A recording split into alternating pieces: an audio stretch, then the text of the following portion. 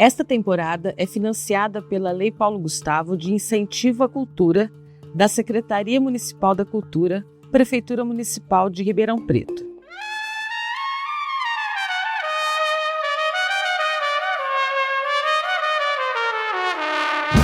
Oi, eu sou a Dani Antunes e esse é o Escuta Aqui, um podcast orgulhosamente caipira. Essa temporada é a Escuta Aqui, a história recontada. Nela, eu conto a história de 4 mulheres com um recorte para a história de Ribeirão Preto. Este é o último episódio da série e é também o primeiro episódio desse canal que é em vídeo. E para mim, eu tô me sentindo assim, como aquele personagem do filme Cantando na Chuva, sabe? Que ele, quando ele mostra como ficaria o cinema na transição do cinema mudo para o cinema falado. Só que, no nosso caso, nós vamos dar cara às vozes da Kelly, da Adria, da Camila e da Ana Gléria. Eu estou muito contente de ter contado as histórias de vocês, de ter podido conhecer vocês e também conhecer um pedaço da história da nossa cidade por meio da vida de vocês, né? E o propósito desse episódio aqui é a gente fazer o que a gente estava fazendo já no bastidor, fazer esse encontro das histórias, porque pesquisando e conversando com vocês, eu encontrei muitas coisas em comum entre as vidas de vocês, né? A Kelly, por exemplo, ela tem uma origem de vida muito parecida com a Camila. As duas foram guardinha, como vocês falaram, Polícia Mirim, isso. As duas foram da Polícia Mirim. E eu achei essa coincidência muito legal. E a Adria e a Ana Gléria tem uma história muito bacana, e eu tinha contado só uma história das duas. Aqui no bastidor eu fiquei sabendo que tem outra. Com a origem do parque, do bairro Parque Ribeirão Preto. Cada uma teve uma atuação lá na origem daquela comunidade, né? Bem antes de ter essa dimensão que ela tem hoje, mas com o mesmo público, com mulheres. E também, que foi o que eu fiquei sabendo agora, no propósito nosso do episódio da Adria, que é o footing na Praça 15, o footing segregado na Praça 15, né? E eu queria abrir conversando sobre isso, sobre essas coincidências. Ana, o que você acha? Você conhecia alguma delas, não? Sim, eu nasci em Ribeirão, fiz faculdade aqui e atuo aqui há 46 anos no meu trabalho. Comecei indo voluntariamente no Parque Ribeirão, quando eu estava no 2º ano da faculdade. E lá eu ia junto com os professores da pediatria, orientar as crianças na alimentação, ajudar nas vacinas, na medicação. Posteriormente lá, depois que eu me formei, antes até, no 5º ano, essa mesma turma que era da medicina social da Faculdade de Medicina ia na Casa de Betânia, lá no Ipiranga. Que foi onde a Adria começou a história dela como professora também, né, Adria? Ali na região, na região ali do Ipiranga, que chamava Pau do Urubu. Uma comunidade Pau do Urubu. Você conheceu a Pau do Urubu também? Sim, claro. E ali, e são trabalhos que vocês fizeram nessas comunidades muito ligados às mulheres, às crianças, né? Como é que era na época? E sim. Eu era professora, que era uma maior favela de Ribeirão Preto. Era. Com a maioria da população era negra, hoje ainda é a maioria das favelas do Brasil, né? Então, foi dado um nome assim, bem peculiar, Pau do Urubu. Imagina hoje, não poderia fazer isso, né? Como que as coisas mudaram, né? Ainda bem, né? E mudou pro... Ainda bem que houve muitas mudanças. Que a gente... Principalmente as mudanças no Brasil em termos das questões raciais, é uma luta muito grande das mulheres negras. Sim. De reconhecimento, de visibilidade. Valorizar as mulheres negras, entende? Porque as políticas públicas vão acontecendo através de muitas discussões, muitos encontros que nós fazemos, fizemos para justamente coibir o racismo nesse país e, ao mesmo tempo, trabalhar em cima de políticas públicas que venham fazer o bem viver das pessoas. Sim. E agora, a Kelly e a Camila, elas trabalharam como Polícia Mirim. Eu tenho um hábito muito, que eu não sei se é bom ou se é ruim, de chamar de guardinha. Por quê? Guarda-mirim. Guarda-mirim, guardinha. Mas eu acho que esse nome nem é tão bonito assim. Eu falo isso no episódio. Na época era um nome mesmo. Era, né? Era. E isso existe ainda, gente? Não, infelizmente o programa acabou por conta de políticas públicas mesmo, né? Do trabalho infantil, porque a gente entrou com 12 anos. Com 12 anos. Com 12 anos. Hoje, acho que a partir de 14. Hoje existe a Fundete, né, que é a Fundação de Educação para o Trabalho, mas que é bem diferente daquilo que a gente veio lá de guardinha, né, que a gente é ensinado para nós, né, Kelly, muito sobre valores, né, as coisas, as normas, a gente era bem... Cívica, era bem complicado. É o hino nacional todos os dias. Todos os dias. Trabalhar. Mas isso era uma outra época do país também, né?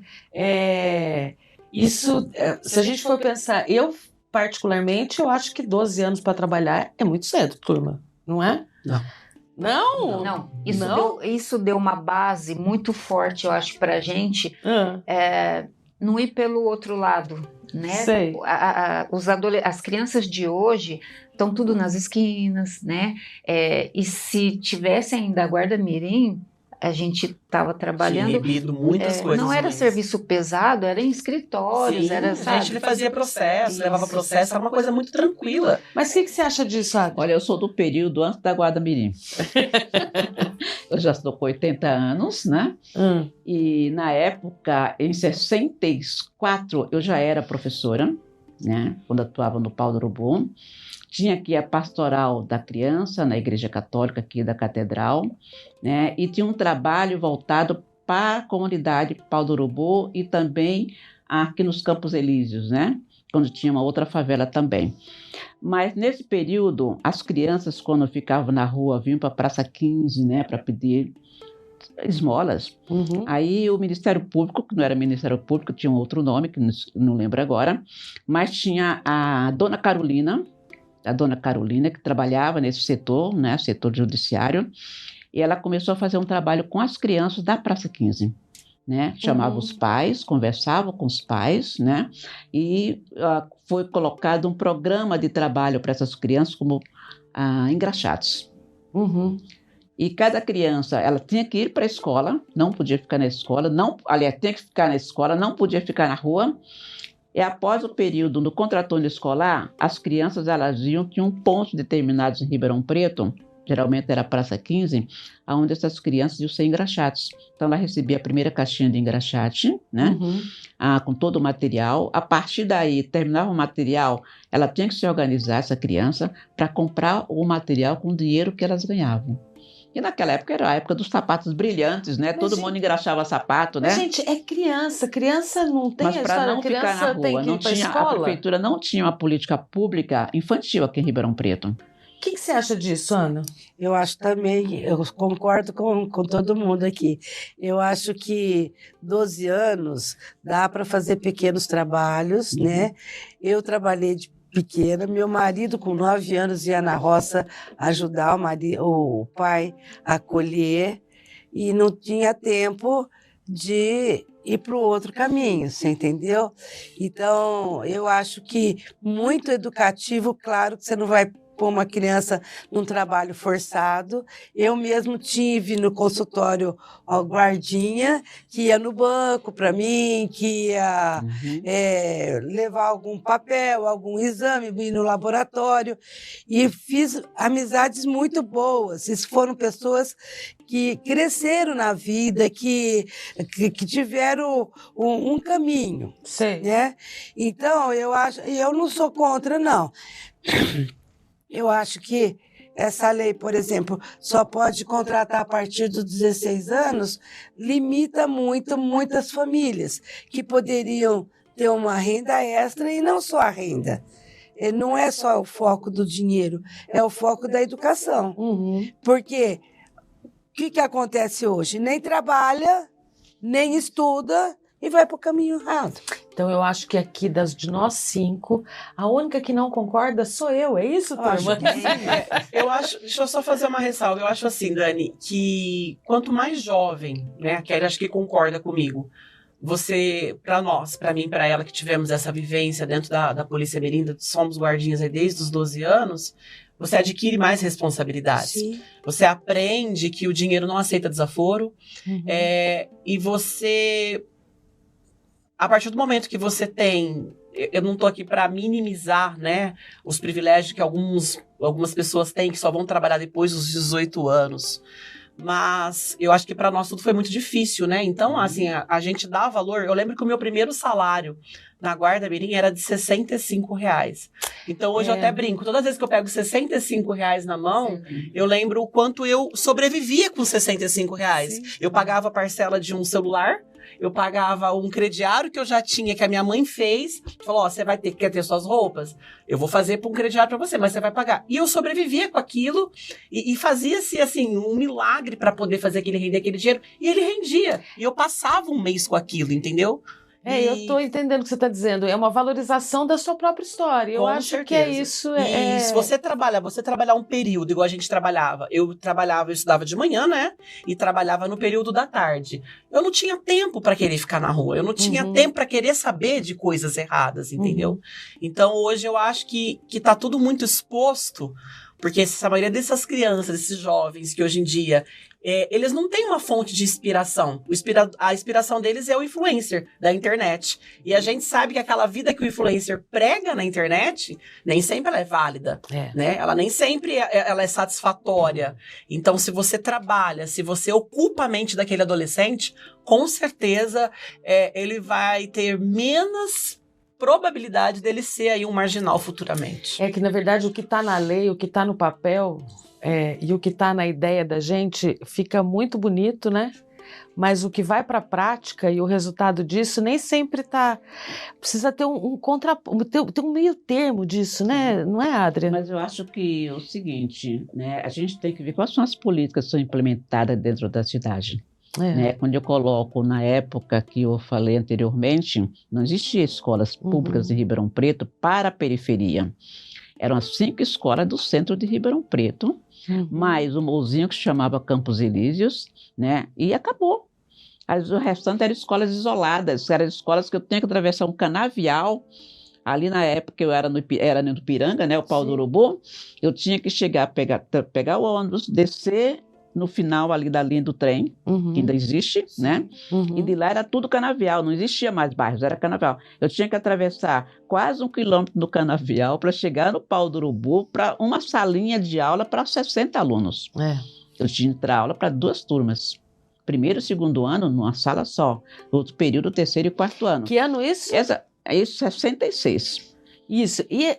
Tem uma outra história que eu pesquisei, que aí entra no episódio da Kelly, que é a questão do lixo. E em 1966, se minha memória não está me boicotando, o lixo era descartado, o lixo da cidade era descartado ao redor da cidade, na periferia, em terrenos baldios. Muito provavelmente bem perto de onde você dava aula. Essa foi uma das histórias que me deixou muito aterrorizada. Lixo, ali era canavial. Era canavial. E aí isso me deixou muito aterrorizada, porque se a gente for colocar nessa pauta que a gente está falando aqui do trabalho infantil, etc., tinha... a gente está falando... Ali tinha crianças. Quer dizer, em 1900... Isso até... Aí... Já adiantei um pouco, fui muito para frente. O último lixão, o primeiro lixão de Ribeirão tinha crianças catando lixo para sobreviver, né? E numa época que tinha guardinha, porque em 98 você estava na guardinha, não é isso? 98, sim. Estava na guardinha em 98, né? E isso eu achei muito aterrorizante, porque a gente pensa na história numa perspectiva de que está acontecendo agora, né? A gente viveu isso. Eu falo no episódio que esse lixo em volta da cidade se existisse fralda descartável quando eu nasci, em 1972, a minha fralda descartável iria para esse terreno baldio na periferia da cidade, né? Eu acho isso muito, muito impactante. Você não acha, Camila? Com certeza. E é a falta realmente, né? Numa época, a gente fala de uma época que faltava isso, né? Foi como a Adria posicionou, a Kelly principalmente, falo com mais propriedades, da falta de políticas públicas, né? Que valorizasse, que desse ênfase a isso, porque a gente trata também de saúde pública, falando de toda essa questão do lixo, né? Que hoje a gente ainda vive, mas... Não, e tem política pública hoje...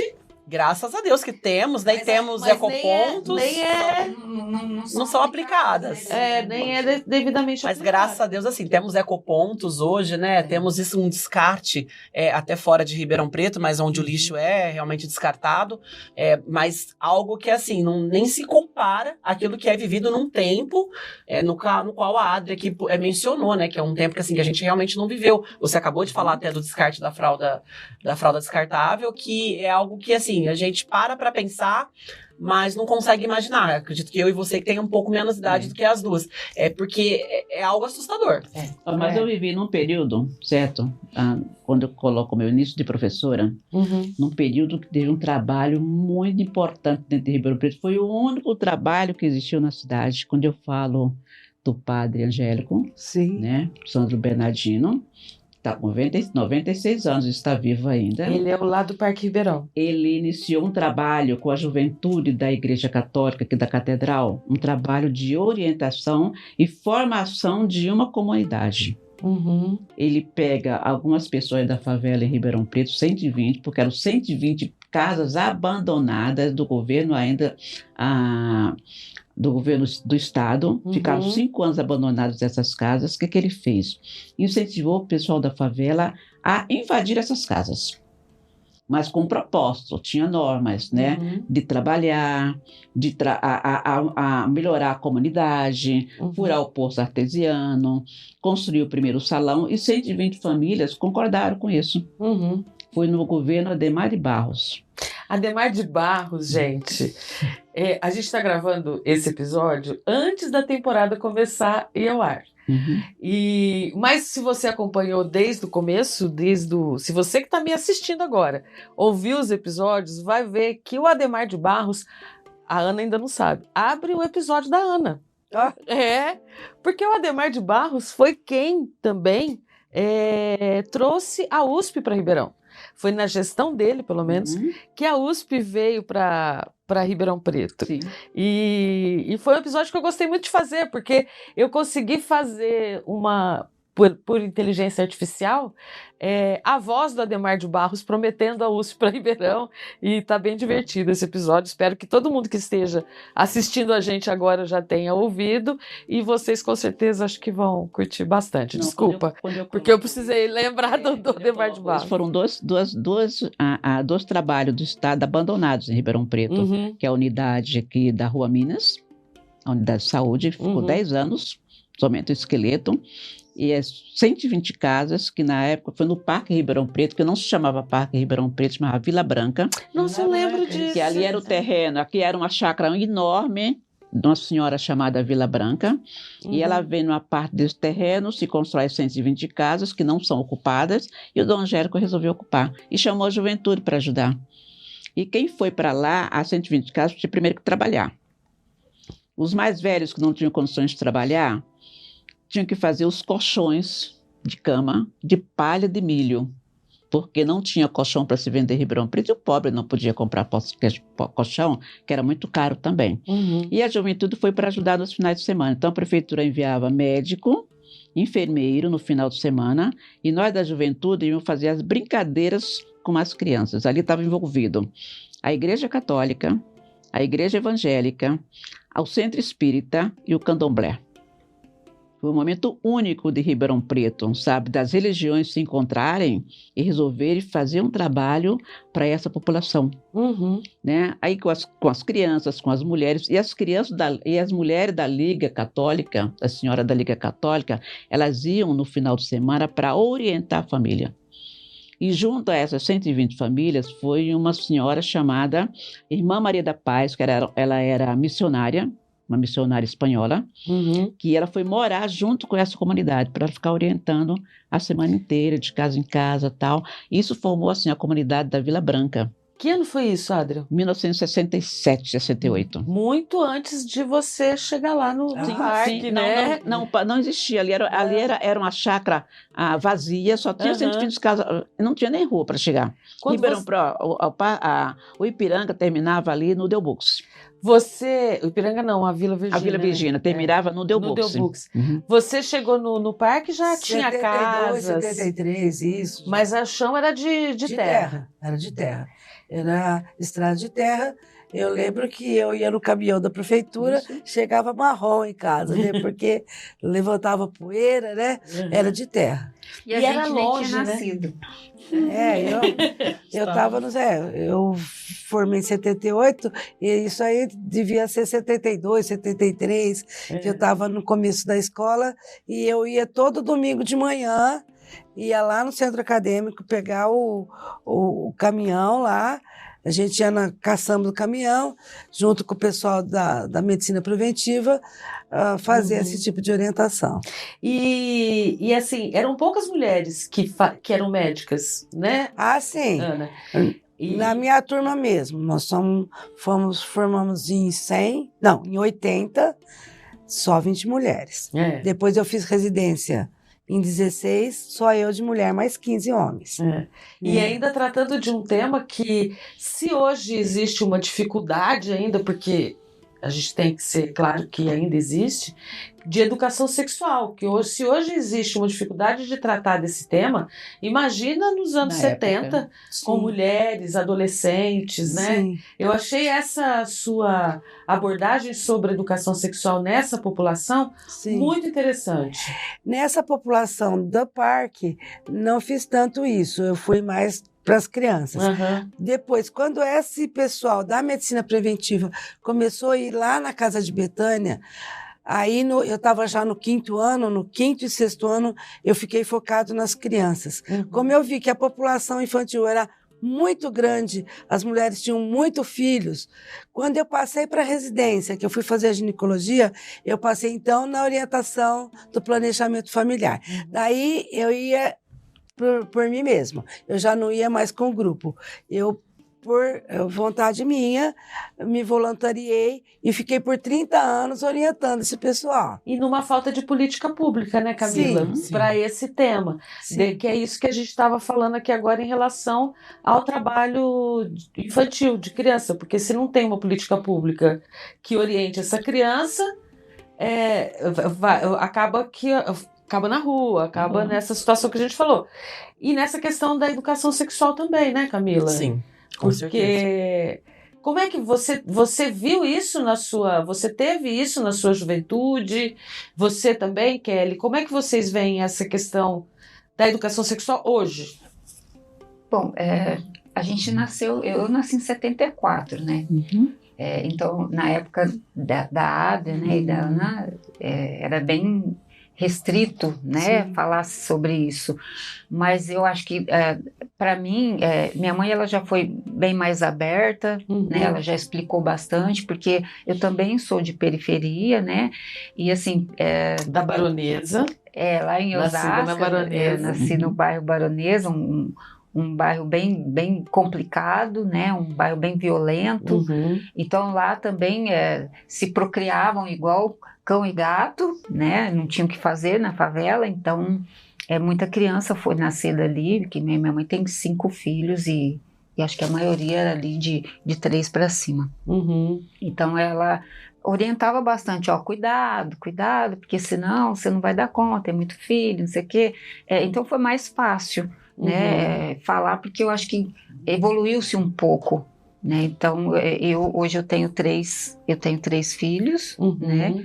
E aí sou bem resolvida enquanto isso, então tomei as medidas, né, para não ter mais, orientei também os meus filhos, porque assim o mundo está ficando pequeno para tanta gente. E hoje a gente tem escolha, né? A gente fala isso no episódio da Ana, que hoje a mulher pode escolher o que o que fazer com o próprio corpo, né? Sim. Essa decisão de ter filhos Sim. E é uma coisa recente. Para mim, foi uma coisa assim, eu já sou de 86, tenho... A novinha, gente, ela é novinha. E eu acho que as nossas primeiras... Né, o primeiro contato falando sobre uma vida sexual foi na escola, realmente, nas aulas de ciências, né? Isso. Que eram mostradas nas cartilhas. O nosso corpo humano mesmo, ele falava sobre anatomia e falava sobre o corpo, como era. E eu lembro que era uma coisa, assim, pra gente tão vergonhosa, que quando na imagem ilustrava o homem com o pênis e a mulher com a vagina ali, até com que eles desenhavam os pelinhos, a gente ficava tirando sarro, ficava abrindo o livro, um para mostrar pro outro, porque era algo... Então, pelo menos assim, eu não tive... A minha mãe não foi uma mãe que me ensinou nada sobre vida sexual. E quando se ensinava passando um medo, né? Você tem que usar a camisinha, porque se você não usar, você vai pegar uma AIDS. E não foi algo que eu vejo hoje em dia, que as mães, né? Essa relação que as mães têm, ou até mesmo esses programas de conscientização de como usar esses métodos, né? Usado. A minha mãe, ela pintava aquilo muito com medo, né? Olha, você tem que usar, porque senão você vai pegar uma AIDS, você vai ficar doente. E a minha mãe, ela é técnica de enfermagem, então, vocês imaginam, eu vivia um terrorismo dentro de casa, né?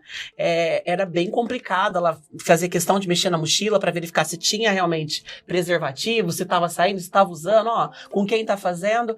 Então, assim, não se explicou. Então, pintou-se muito para nós o sexo como algo tenebroso, algo assustador, entendeu? Que eu falo que eu aprendi mesmo com a vida, né? Com as experiências, com as pessoas, com os parceiros que eu tive, mas dentro de casa mesmo, dentro da minha mãe sentar comigo, explicar, isso aqui é o sexo, isso aqui pode, isso aqui não pode, deve ser feito. Eu não tive essa relação, como a Kelly acabou de falar, que a mãe dela foi muito aberta para isso. Mas também não culpo, porque a minha mãe também é uma mulher que nasceu em 65, que talvez a minha avó também não tenha tido com ela, né? Essa paciência ou essa passividade para sentar e falar sobre isso. Então eu não posso cobrar também muito dela daquilo que ela não teve, porque a gente vem de tempos diferentes. Hoje eu consigo sentar com o meu sobrinho, por exemplo, e falar para ele abertamente sobre sexo, né? Explicar para ele, mas de uma forma muito tranquila, porque é o que eu falei com ele esses dias. Eu falei assim, olha, não precisa ter medo, porque eu já tive a sua idade, já tive vontades, e tudo aquilo que eu vivi, você vai viver, né? E coisa que a minha mãe, que eu queria que ela tivesse falado comigo naquela época, ela não fez. Então hoje se vive um novo tempo, um tempo que na época, a Adria, que né, com 80 anos, como que era naquela época, então, a mãe dela sentar com ela e falar sobre isso, né? É aí que tá a diferença, né? A minha mãe, ela era assim, muito aberta, mas não em relação às questões sexuais. Ela só falava, olha, a menstruação vai acontecer, vai sair muito sangue, você tem que se cuidar. Acabou. Era aí. Mas eu fui realmente ter orientação sexual, por incrível que pareça, quando eu estava no curso normal, com um professor de ciências chamado Dante Guazelli, um homem que veio a nos orientar. Um homem. E não as mulheres da escola, os professores da escola, as professoras da escola, né?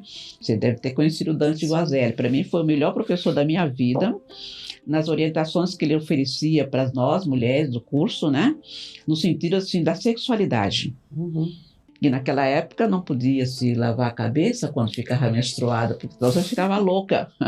Era o que nossas mães nos ensinavam, né? E o Dante Guazelli, não, ele foi desconstruindo todas essas questões, né? Estereotipos com a gente, no sentido de mostrar que não era assim a vida, não era assim o nosso corpo. E isso, aí quando você fala da educação anterior, mas foi essa a educação que nossas mães tiveram. Porque essa educação, ela vem de séculos. Sim. Né, da subordinação, do que você pode não pode fazer, né? É a partir do momento que você controla o corpo da pessoa, você controla a vida e a mente das mulheres, né? Principalmente das mulheres. E a gente vem dessa educação. Agora, se eu fui somente saber no curso normal o que era o meu corpo, e hoje a escola, a educação ainda é proibida falar sobre o corpo, piorou.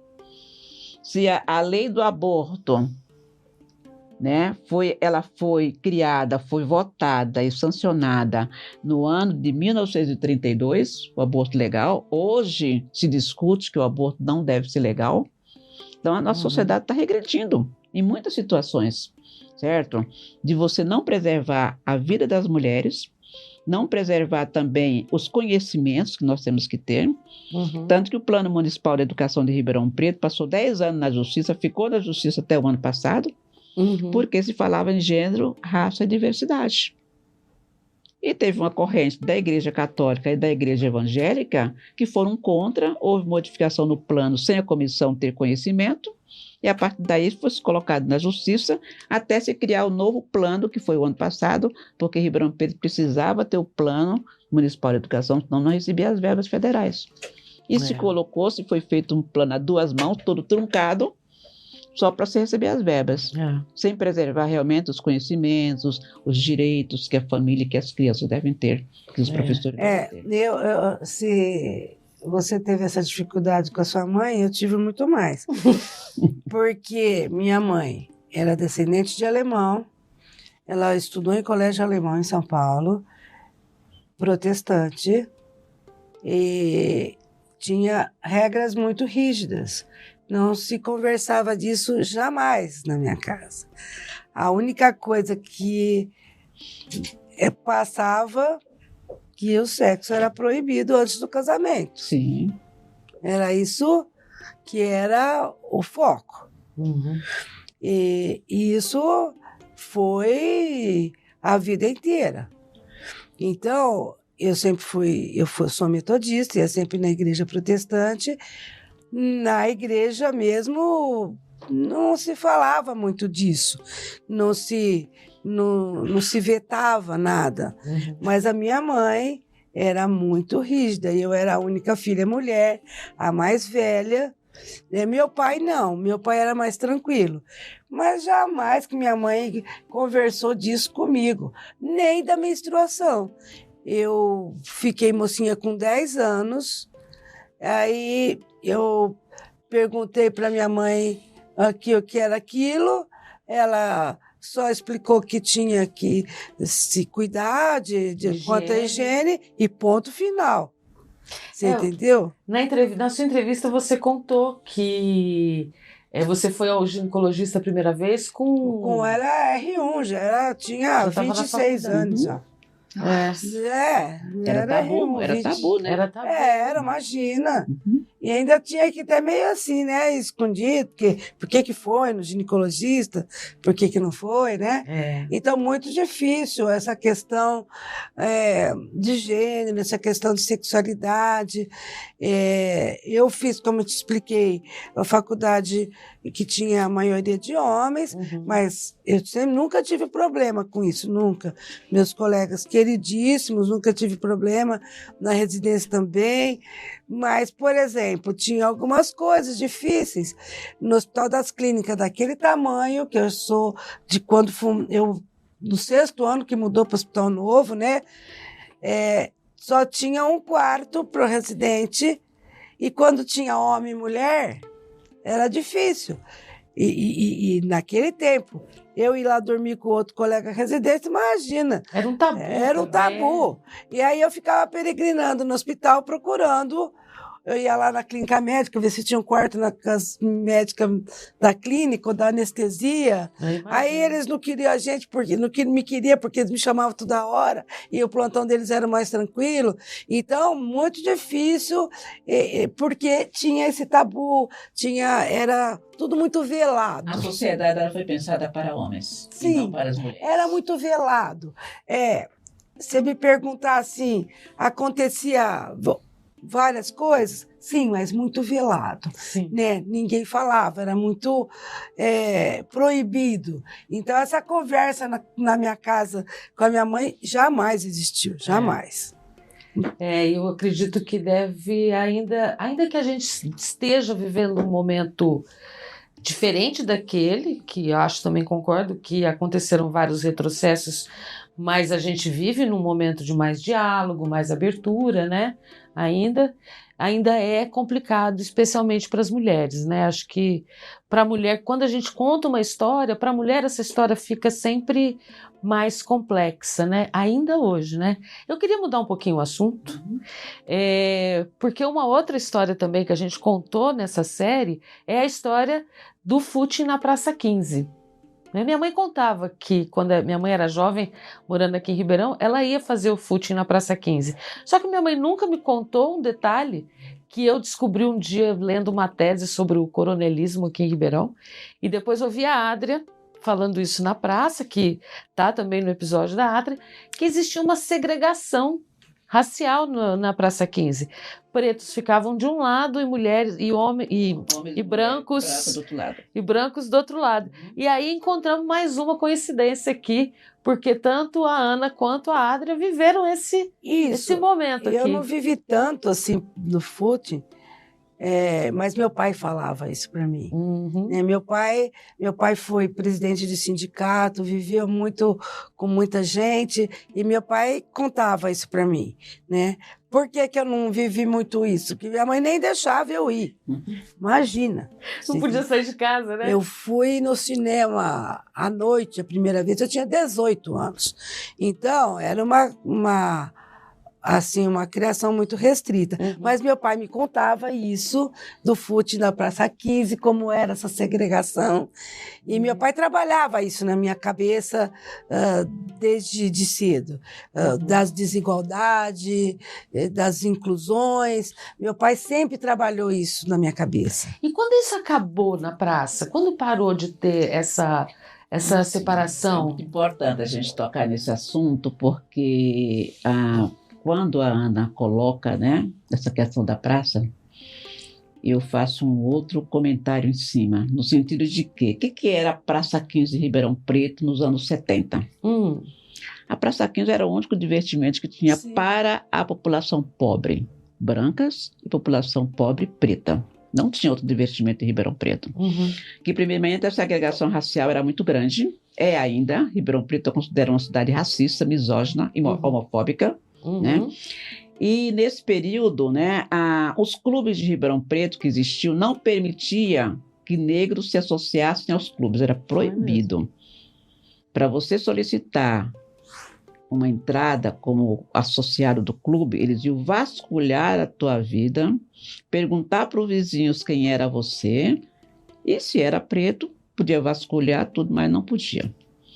Tem uma história de um jogador de futebol muito famoso que virou rei, que parece que teve aqui em Ribeirão. Eu nunca sei se isso é lenda ou se isso é verdadeiro. E seria recebido num clube aqui em Ribeirão. E esse clube não permitiu que ele entrasse, que era o clube da elite aqui local na época que ele veio. E é o Pelé, óbvio. Mas o clube não deixou ele entrar porque ele era preto. O Pelé nem chegou em Ribeirão Preto. Não, veio. Não, meu pai viu ele jogando. Não, também eu não sei desse episódio, eu não sei. Não, meu pai viu ele jogando lá no Botinha ainda. Mas vamos continuar. Tá, então, e o que sobrava para a população pobre de Ribeirão Preto? Era Praça 15, porque não existia barzinho, não existia nada que existe hoje em Ribeirão Preto, existia o Pinguim. Pinguim, sim, né? Mas ali também o pobre também não entrava, né? E a Praça 15 era o momento, quando chegava no final de semana, no sábado principalmente, de fazer o footing, que era o passeio, né? Em torno da praça, mas só que ela tinha divisão. Na General Osório era o passeio da população branca, na Duque de Caxias era o passeio da população preta, que ia ali do Palace, né, do Palace até a Visconde de Auma, e o lado da Duque de Caxias do Pinguim até a Visconde de Auma. Agora, quando é que isso termina? Porque a nossa intenção na época era invadir o outro lado, não tem nem dúvida, né? Por quê? Tinha já um grupo de Ribeirão Preto, eu e outras pessoas, que a gente já frequentava São Paulo. Era uma época da ditadura militar. A gente frequentava São Paulo, né, no SECAM, Centro de Estudos Negros, né? Centro de Estudo e Cultura Negra em São Paulo. E lá eu conheci várias pessoas, né? Conheci a Lela Gonzalez, Beatriz Nascimento, né? Abdias Nascimento. Né? Todo esse pessoal frequentava. Era o único momento que tinha no Brasil né, para todos os historiadores, escritores, né, as jornalistas negros se encontrarem. E era uma discussão, porque o Brasil até hoje entende que cultura não é política. Por ela não ser política, você pode praticar cultura, né? Então, aproveitamos desse momento, esse grupo aproveitou desse momento, dentro da cultura vamos discutir a política. Quais são os nossos direitos, o que nós temos que reivindicar, mesmo sabendo que era um momento difícil e tal. Indo para essa discussão em São Paulo e voltando para Ribeirão Preto, começamos a nos organizar, né, no sentido de como é que vamos fazer isso em Ribeirão Preto, como é que vamos discutir a questão racial em Ribeirão Preto, né? E a única forma que nós encontramos de fazer essa discussão foi criar um grupo de teatro. Primeiro grupo de teatro negro de Ribeirão Preto. É o grupo de teatro Travessia, que hoje, inclusive, até tese de doutorado nas universidades, né? Que era um momento de resistência. Como quebrar toda essa estrutura de Ribeirão Preto. A gente voava longe, nossos pensamentos, como quebrar a estrutura racista de Ribeirão Preto. E começamos pela Praça 15. Né, de que forma? A gente ia final de semana, de sábado de manhã, para a praça, a gente fazia o nosso teatro na praça, nossos teatros eram todos temas raciais, né? E à noite a gente ia para a praça e falou assim, vamos fazer o teatro do lado dos brancos. E a gente colocava, e as nossas falas eram pesadas, a gente passava na praça gritando, vocês são todos racistas, vocês são racistas, mas vocês não vão influenciar a minha mente. Era assim. Certo? O pessoal assustava, tal, muitos recuavam, porque achavam esse povo é tudo doido, né? Tudo louco, né? Mas era uma encenação, né? E aí a gente começou, através da roda de poemas, de poesias que a gente também fazia na Praça 15, começou também a ir para o lado dos brancos, fazer a roda na praça. Roda de poemas aqui do lado da Duque de Caxias, o povo ia se afastando porque tinha medo da gente, na General Osório, e assim nós fomos quebrando alguns paradigmas em Ribeirão Preto. Quer dizer, invadiram o espaço sem invadir. Sem invadir, certo? Através da cultura, né? Vocês sabiam dessa história, Kelly e Camila? Não, ao mesmo tempo foi com a capoeira. Eu fui saber agora, eu não sabia a história. Já tinha ouvido falar o nome, mas é a primeira vez que eu ouço. Ela faz parte do grupo. E ontem, inclusive, à noite, no Centro Cultural Pares, teve o Batuque de Tocaia, que também o Grupo Travessia e o Clube José de Patrocínio, o primeiro clube negro de Ribeirão Preto fazia na época, né? E tem uma nova versão do Batuque de Tocaia, feito pelo pessoal da capoeira. Foi ontem à noite o lançamento de 3 dias de atividades lá no Centro Cultural Pares, né? Isso foi importante, sabe? Quebrar esses paradigmas dentro de Ribeirão Preto, porque o pessoal começou a entender que, né? O espaço era de todos, mas não foi tão fácil assim, não. Levou anos para fazer, para chegar nessa conclusão, né? Se a gente concluir que até hoje a cidade ainda tem coisas de políticas públicas de mulheres, pretos e crianças que precisam avançar, porque não tem inclusão, porque não tem inclusão, né?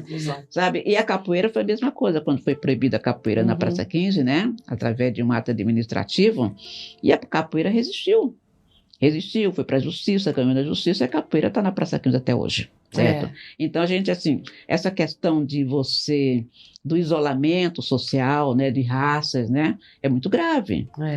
E quando você não faz a inclusão, você faz a exclusão. E a exclusão existe até hoje em Ribeirão Preto, em todos os lugares. Você também acha? Com certeza. De que forma você acha isso? Que essa exclusão acontece? Como você vê essa exclusão em qual tipo de pessoa, população? Eu acho que ela falou muito, né, da gente vive numa cidade em que o coronelismo, né, era patriarcal. Então você vê, quando se vê uma mulher igual eu, uma mulher trans, que vem com tentando se colocar, né? Tentando fazer parte dessa inclusão que ela acabou de dizer, que faz parte desse grupo de exclusão. De todos os lados, né? Isso realmente mostra o quanto ainda a gente precisa evoluir, né? Porque eu, até nas suas entrevistas, como nas outras entrevistas quando eu falo, eu não posso esquecer de todos os privilégios que eu tive, né? Sendo uma mulher trans que é empresária na cidade, que tem 2 faculdades, está cursando a 3ª, casou, né? Teve um primeiro casamento, foi a primeira a ter uma certidão de casamento, uma certidão com o nome de mulher na cidade, a primeira a ocupar um cargo público.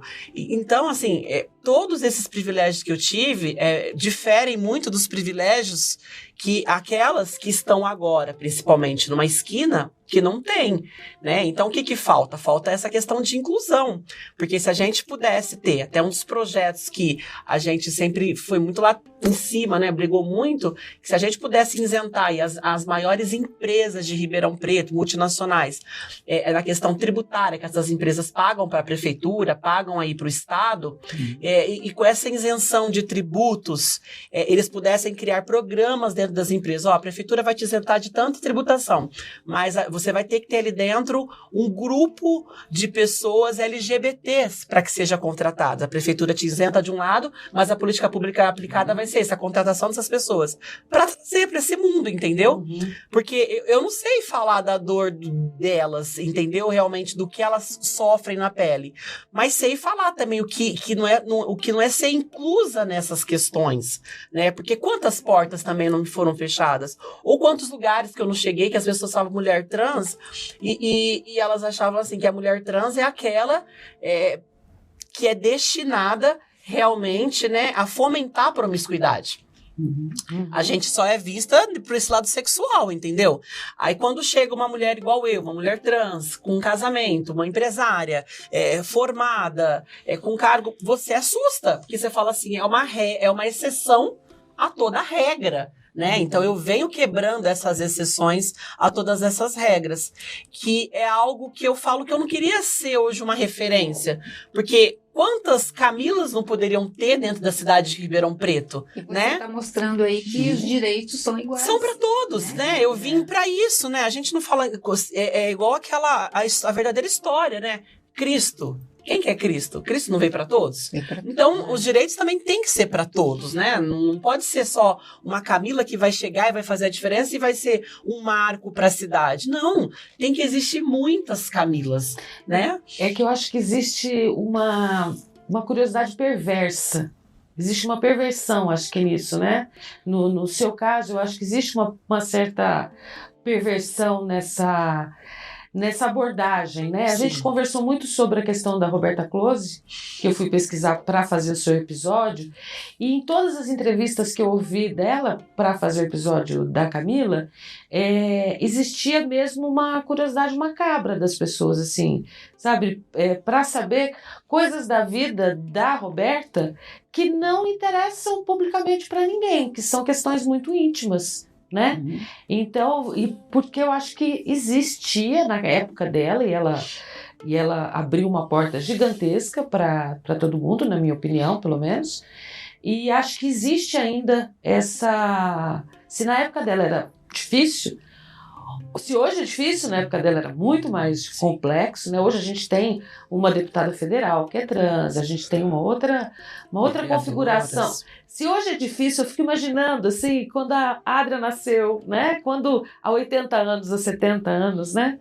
Como que essas questões são bem complexas. A história da Camila, nessa nossa série, a gente não tem um histórico, pelo menos eu não encontrei, e se alguém encontrar, por favor, me manda, que eu tenho curiosidade de saber. Eu não encontrei uma história, não existe uma história registrada, uma pesquisa histórica sobre a população LGBTQIAP+, em Ribeirão. Existe sobre a medicina, existe sobre as mulheres, os negros, a população preta, existe sobre o lixo, mas não existe sobre os LGBTQIAP+, que essa população existe no país desde antes da colonização. Eu acho que também, o Dani, eu não estou aqui para diminuir o trabalho de alguns profissionais, né, que usam, igual a gente conhece o trabalho que tá por detrás dos bastidores das drag queens, que eu admiro, né? Eu não sou uma drag queen, incrível, mas é um trabalho perfeito. Mas eu ainda acho esse estereótipo que é usado. Por que a drag queen ela tem que ser a personagem que vai animar um casamento, né? Ou uma festa de aniversário, e ela tem que sentar no colo de homens, se travestir de mulher, na maioria das vezes, para aquelas outras mulheres que estão ao redor, aquelas pessoas tirarem sarro. Porque ela tem que ser o motivo de tirar sarro. Na época da Adria, acredito, da doutora Ana, o que acontece? A gente conhecia o Bloco das Piranhas, não é? Que existia na cidade de Ribeirão Preto. Que era algo que a minha mãe participava. E minha mãe dizia que os homens se vestiam de mulher e as mulheres de homem. Entendeu? Então, por que ainda é um motivo de chacota, é um motivo de desdenho, ou do homem tá travestido disso, entendeu? Uhum.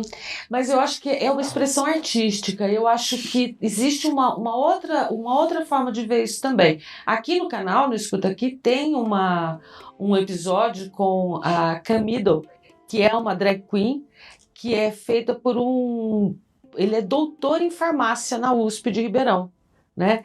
E ele vai na USP, ele transformou essa personagem dele, essa personalidade dele, que é a Camido, inclusive o episódio chama O Cientista e a Drag Queen.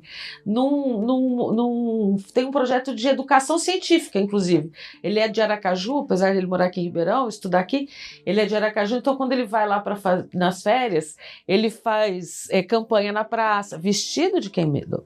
E é maravilhosa, hein? Mas é bonita. E ele trata, eu tô tentando lembrar o nome dele agora, gente, desculpa. Ele trata essa personagem dele com uma outra personalidade, como uma personalidade artística.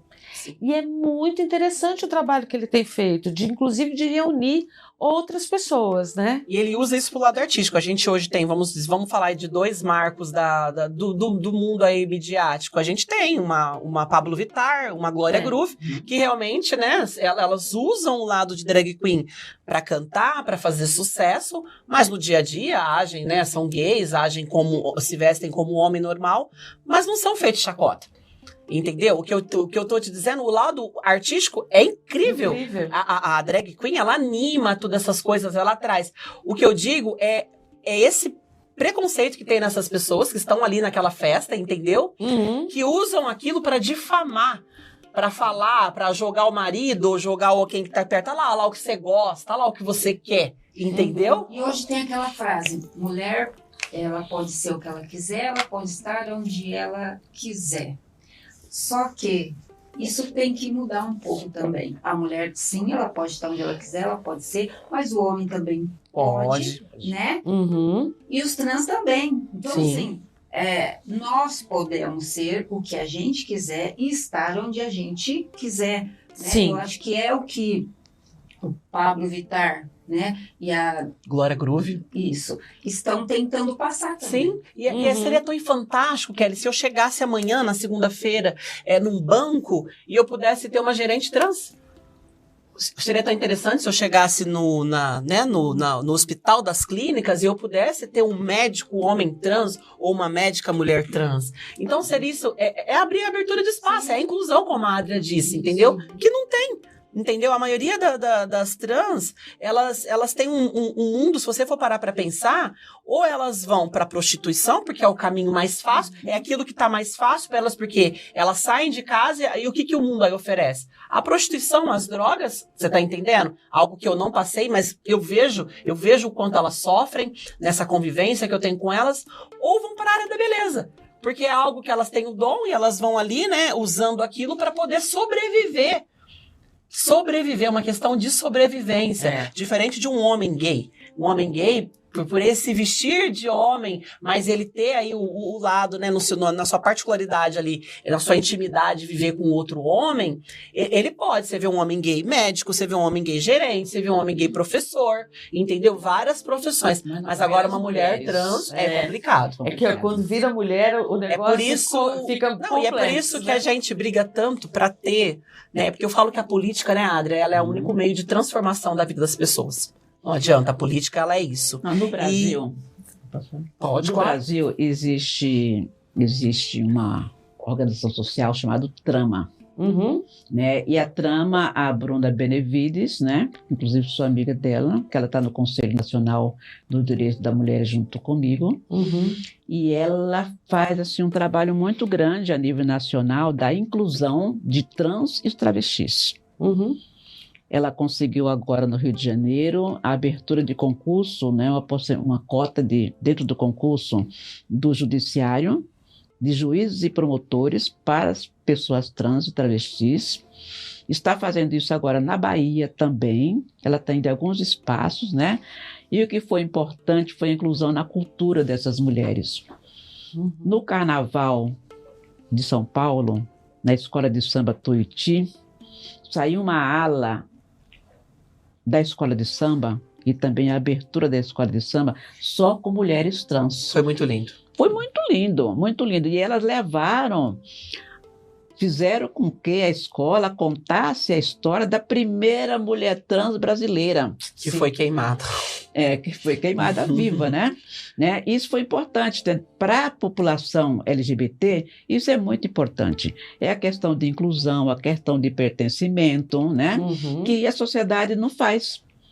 Então, a gente vê aí as organizações sociais fazendo esse trabalho, e é um trabalho que realmente tinha que partir dos governos, mas não parte dos governos. Você tem que fazer as reivindicações, mostrar de que forma você pode fazer, como que é feita essa inclusão, para os governos entendem que você tem que tratar os desiguais como iguais.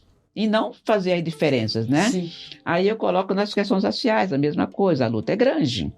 Eu faço parte também da Rede Nacional de Mulheres Negras.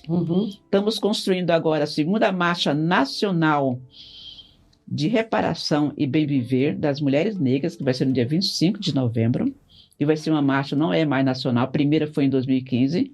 Conseguimos colocar mais de 100 mil mulheres quilombolas, indígenas, negras, população ribeirinha, população de fronteira, as caranguejeiras, né? A pessoa dos quilombos, na esplanada em Brasília, né, para reivindicar, junto na época a presidenta, as nossas políticas públicas. Estamos fazendo, depois de 10 anos, a mesma coisa agora. Agora, a nossa intenção é ousada, colocar mais de 1 milhão de pessoas negras, brancas e todos os tipos de mulheres, né, para reivindicar também nossos direitos. E vai ser a nível internacional, que está vindo 17 delegações estrangeiras para englobar a nossa marcha. Então, isso já fica um convite para quem estiver assistindo e querer participar. Sim, e Ribeirão Preto está se organizando para sair pelo menos com 3 ônibus daqui para Brasília. Legal. Eu queria só lembrar que eu não lembrei, eu consultei o nome da pessoa que faz a Quemido, é Lincoln Marx, que é meu amigo, te amo, beijo, desculpa ter esquecido o seu nome, mas lembrei da Cami. Camila, eu queria que você aproveitasse, que você contasse a história dessa primeira trans.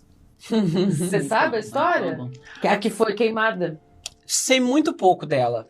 É algo conta também. Rapidinho. Eu soube, né, que de uma das manifestações ela também reivindicava muito direito. Chica Manicongo, né? Chica Manicongo. E ela acabou sendo queimada aí por um grupo de extremistas também. Envolve também uma questão política, que ela reivindicava esse direito. A Chica, ela era uma revolucionária. Eu vejo muito a história da Chica quando a gente assistiu muito sobre Hilda Furacão, né? Ela realmente lutava por isso, queria fazer a diferença. E queria se posicionar, mas infelizmente ela vem de uma era aí, de uma geração que não foge da estatística que a gente tem hoje, que as mulheres travestis, trans, são as que mais morrem no nosso país, né? E se hoje isso ainda é algo que cresce a cada dia, você imagina naquela época. Dela. A gente estava falando muito aqui de inclusão, e aí eu vou passar para a Kelly agora a palavra nesse papo, porque a Kelly também trabalha com um projeto de inclusão. Né? É uma inclusão bem complexa, né, de ser feita, que é dos catadores. Né? Como é que está esse projeto hoje, Kelly? Bom, infelizmente, né, precisa-se de políticas públicas, né, para a gente poder melhorar, né, e ganhar força. São poucas as entidades, né, que se preocupam com esse tipo de pessoa, né? Tem catador que vive na rua, mas tem catador que é pai de família, né? E muitas pessoas confundem. A maioria das vezes o catador é visto como alguém que não faz bem, né? Porque ele tá sujo. Não é porque ele tá sujo que ele vai te assaltar, né? Ou que ele vai te fazer alguma coisa. Eu eu ando suja, a gente se suja, todo mundo se suja, né? Então, assim, não é um trabalho limpo, porque você pega muito resíduo reciclável, pega muita coisa que está suja e acaba se sujando. Então, assim, as pessoas, elas têm que perceber que o catador, ele é um agente ambiental, ele faz bem para a saúde pública e ele faz bem para a cidade, ele faz bem para o mundo, né? Se não fosse o catador, Ribeirão Preto ia estar cheio de enchente, ia estar lixo para todo lado, ia ter muito rato, muito vetor, né? Então, o catador, ele ajuda a limpar o planeta, né? Ele tem que ser visto diferente e precisa, sim, ter políticas públicas para incentivar mais cooperativas, né? O legal, assim, de empregar um catador é que, para ser catador, você não precisa ter um estudo, você precisa ter vontade de mudar, de melhorar a sua vida, né? Então, existem apenas 3 cooperativas de reciclagem em Ribeirão Preto, né? E a função de catador, ela consegue trazer todo mundo que está desempregado, como eu disse, você não precisa ter estudo, você precisa ter vontade, então dá para acabar com o morador de rua, né? Dá para acabar com as pessoas que estão desempregadas, né? Com a profissão de agente ambiental, que é o catador, só que a gente precisa de ajuda para isso. Que aí precisa incluir, valorizar, isso, de política pública, quer dizer, é uma equação grande. Isso, né? E a gente inclui, né? Lá na cooperativa a gente tem trans, a gente tem gay, tá? A gente tem homem, a gente tem mulher, a gente tem idoso, a gente tem pessoas com deficiências, pessoas que não conseguem enxergar direito ou que é manco de uma perna. Então, a gente inclui todo mundo e todo mundo fica feliz porque se sente valorizado, né? Se sente útil. Então, as pessoas precisam enxergar cooperativas, né, de reciclagem de uma outra maneira. Eu acho que enxergar é uma palavra correta, né? Porque acaba sendo uma população muito invisibilizada. Gente, nós estamos caminhando para o final do nosso bate-papo e eu estou adorando. Eu queria, antes de terminar, nós já estamos bem com o tempo estourado, pedir para cada uma de vocês dizer, porque eu acho que a gente falou muito aqui de quebra de paradigma, de inclusão, né? E eu queria que cada um de vocês dissesse alguma coisa que acha que pode deixar como legado, como história própria para a cidade, como essa quebra de paradigma, como que você quer ser lembrada no futuro, Ana? Vamos começar por você. Bom, acho que a quebra de paradigma é que você pode vir de uma família humilde, como eu vim, e pelo esforço dos meus pais e pelo meu próprio esforço, conseguir fazer uma universidade, conseguir poder trabalhar na minha cidade. Eu estudei aqui e trabalho aqui.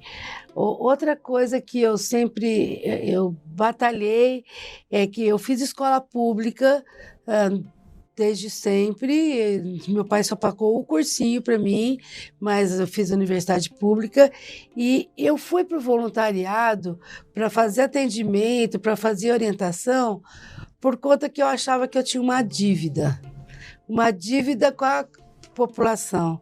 Tinha uma dívida com quem financiou, que quem me financiou foram todos os outros, né? E eu acho que todo mundo tinha que dar sua parcela de contribuição para a população, para que você fizesse um mundo melhor e que as pessoas pudessem sair de uma situação mais vulnerável, uma situação mais confortável. Então, eu me voluntariei por isso, um dos maiores motivos que eu achava que eu tinha que devolver para a população o que ela me proporcionou. Então, eu acho que eu gostaria de ser lembrado e que as pessoas se lembrassem disso, né? De tudo que ela usufruiu, dos impostos que os outros pagaram, né? Tudo que usufruiu, que a cidade te proporcionou, e devolver isso para a população. É esse o legado. Tá certo. E você, Camila? Bom, eu venho trazendo aí um legado, né? Dizendo para as pessoas, principalmente para essa classe trans, LGBT, que você pode, né? Em frente, não aceite os nãos que a vida vai te dar. O meu sonho é trabalhar a promoção dessas pessoas que não tiveram as oportunidades que eu tive, trabalhar a promoção delas para que elas possam também ser destaque, para que elas possam ter acesso a uma universidade, para que elas possam, mas o crucial disso tudo é uma coisa só, são as escolhas, né? Nada teria sido na minha vida se eu não tivesse feito escolhas diferentes. Para essas escolhas, eu tive alguns privilégios, sim, mas tudo partiu da minha vontade própria, de querer fazer a diferença. Então, a gente tem que fazer a diferença, a gente tem que mostrar que a gente pode. Esses nãos que você recebe, não pegue eles e sente em cima deles e fique ali lambendo feridas. Pelo contrário, engavete eles, vai pra cima, entendeu? Porque você pode, você consegue. Tem sempre alguém pronto para te assumir, sempre alguém pronto para te honrar, para te levar para um altar. Você consegue. E eu sonho num mundo, como eu disse anteriormente, que os bancos, os hospitais, as universidades, as escolas, nós vamos ter muitas professoras, médicas, mulheres e homens trans que vão fazer a diferença e mostrar que a fomentação da promiscuidade não é o nosso fim, não é o nosso legado e não é somente isso que é a nossa porta de escape. Que nós somos capazes, nós podemos e nós vamos transformar. É isso. Muito bonito, muito bom. E você, Adria? Olha, eu tenho que dizer que meus passos vêm de longe. Aprendi muito com minha avó indígena, as questões de gênero, por incrível que pareça. Aprendi muitas questões de raça com meu pai e minha mãe. Eu me sinto assim, eu vim de uma família privilegiada, por ser uma mulher negra. Eu vim de uma família privilegiada que sempre preservou o estudo para os 16 filhos. E todos se formaram. E, ao mesmo tempo, hoje eu trabalho numa organização social, onde a gente faz um trabalho de formação, de orientação, que é a Casa da Mulher de Ribeirão Preto, para muitas mulheres de periferia, maioria mulheres negras, justamente informando, conversando e mostrando de que nós podemos, de que elas também podem. E as oportunidades a gente tem que abrir também, não somente o poder público, nós também podemos abrir as oportunidades para muitas pessoas, né? Então, eu acho que nós estamos assim, no momento que a gente tem que reivindicar, sim, tem que fazer uma luta permanente para que os direitos das mulheres sejam garantidos nesse país. Então, minha luta de muito longe é nesse sentido, certo? Abrir as portas e através das reivindicações. E essas reivindicações, elas são importantes, elas não podem morrer, elas têm que permanecer a vida inteira. Que a inclusão das mulheres no mundo do trabalho, no mundo da educação, depende muito de nós. E reivindicar os nossos governos, não importa qual seja o governo, mas nós temos que estar reivindicando e pleiteando. Está certo. E você, Kelly? Bom, eu gostaria de ser lembrada como a pessoa, né, que incentiva a valorização, né, a união, o amor entre as pessoas e a inclusão, porque não tem pessoa tão pobre que não possa ensinar e tão rica que não possa aprender, né? A gente está aprendendo e ensinando toda hora, todos os dias. Então eu acho que as pessoas têm que ser mais valorizadas, porque tem muita gente pobre, muito inteligente, né? E que as pessoas não dão valor. Então assim, valorizem-se, né? A gente tem que se sentir valorizada, a gente tem que se sentir inteligente, e não é porque o outro não acha que a gente vai se deixar levar, né? Se eu deixasse me levar, eu não estaria aqui, eu não seria quem eu sou, né? Porque eu vim lá de baixo, e eu acho que a gente tem que acreditar na capacidade que a gente tem, e a gente tem que acreditar na gente, né? Então é isso que eu quero deixar para as pessoas aí. Tá certo. Gente, é uma honra muito grande para mim ter tido esse papo com vocês e ter conseguido reunir vocês aqui. As quatro têm agendas muito complexas, muito difíceis, mas a gente conseguiu fazer esse papo. E o legado que eu quero deixar, como eu gostaria de ser lembrada, né? Eu quero ser lembrada como uma pessoa que gosta de contar histórias. E no caso aqui, no Escuta Aqui, um podcast Orgulhosamente Caipira, no qual eu conto histórias do interior de São Paulo. Essa temporada é financiada por meio da Lei Paulo Gustavo de Incentivo à Cultura da Secretaria Municipal da Cultura da Prefeitura Municipal de Ribeirão Preto. Esse é o primeiro episódio de vídeo desse canal e agora o canal também, gente, eu estou muito contente, tem um site. Eu acho que é muito chique isso. O site é o escutaquipod.com.br. Todos os episódios do canal, desde quando eu comecei a fazer episódios aqui nesse canal, e nem chamava Escuta Aqui, tinha outro nome, era Histórias da Dani, mas desde o primeiro episódio está tudo lá no site, com transcrição dos episódios. O conteúdo é acessível e é muito legal, e com o tempo eu vou colocando lá outras experiências minhas, outras experiências com o podcast. Nas redes sociais é o @escutaquipod também, e segue lá, fortalece esse canal e espalha para todo mundo essas histórias. Eu quero aproveitar esse encerramento para agradecer algumas pessoas que são essenciais para esse canal estar no ar e para essa série ter sido feita também. A Maria Abreu, que é a produtora e a pessoa que manda em mim. A Ida Maria, que é minha filha, que me apoia desde o começo na produção dos episódios do Escuta Aqui. Para o José Cândido, do estúdio que gravou as locuções dos episódios em áudio. A Lucimara Saturnino, que foi minha assistente na produção dessa temporada. O pessoal aqui da Harmônica, o Tiago, os Tiagos, né? Porque nesse episódio a gente tem um outro Tiago comandando aqui as câmeras no estúdio, e o Tiago Rodrigues e o Jonatas, que eu chamo de Jefferson, aqui da Harmônica Produtora, que arrumaram esse cenário incrível e receberam a gente super bem aqui nesse estúdio. O Rui Barossi, que é músico e me forneceu o som do Fábio Bergamini, que é o som que eu estou usando nessa temporada, que é incrível.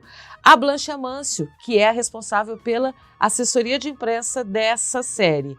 O Rubinho Antunes, que é meu irmão, e também sempre deixa eu usar sua música aqui do Escuta Aqui, e é dele a música, a vinheta, a trilha que eu uso de vinheta principal do canal, é dele também. E, finalmente, para o Luiz Rosa, que escutou aqui todas as histórias em primeira mão, que é o responsável pelo site e pela estratégia digital que a gente tem agora no site escutaquipod.com.br, e é o dono do meu coração. Obrigada, baby. Sabe o que você pode fazer para apoiar esse projeto? Você pode seguir no aplicativo onde você está vendo ou ouvindo a gente aqui, no Spotify, no YouTube, na Deezer, na Amazon Music, na Apple Podcasts e em todos os outros aplicativos de áudio disponíveis aí na web. Deixar um comentário no Spotify, interagir com a gente lá no Spotify. Fala o que você achou desse episódio no Spotify, no YouTube. O que você achou desse episódio? Que história você quer ouvir ou ver, né? Mas eu acho que é ouvir, viu? Aqui no Escuta Aqui. E também deixar uma avaliação, compartilhar com todo mundo, publicar no seu Instagram, na sua rede social, fazer um auê com esse canal. E é tudo isso que deixa uma podcaster feliz. Até a próxima.